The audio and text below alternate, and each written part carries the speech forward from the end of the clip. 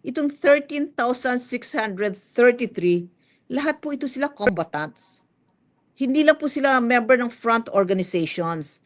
Ito po sila talaga yung makikita mong sa kanilang mga application form, nagbit-bit sila ng baril.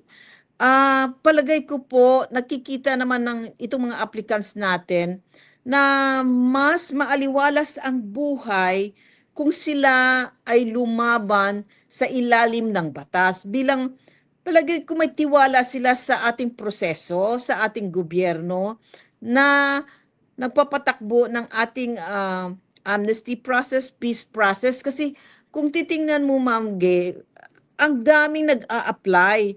And then, they get benefits for just applying.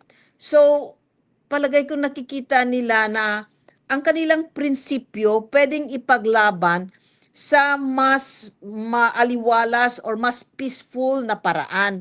Hindi yung armed struggle kung saan hindi lang sila ang nagsasakripisyo, pati pamilya nila.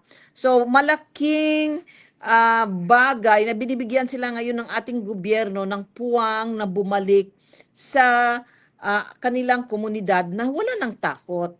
So palagay ko po kasama yun sa tiwala nila sa nagpapatakbo ng peace agreement at peace processes natin.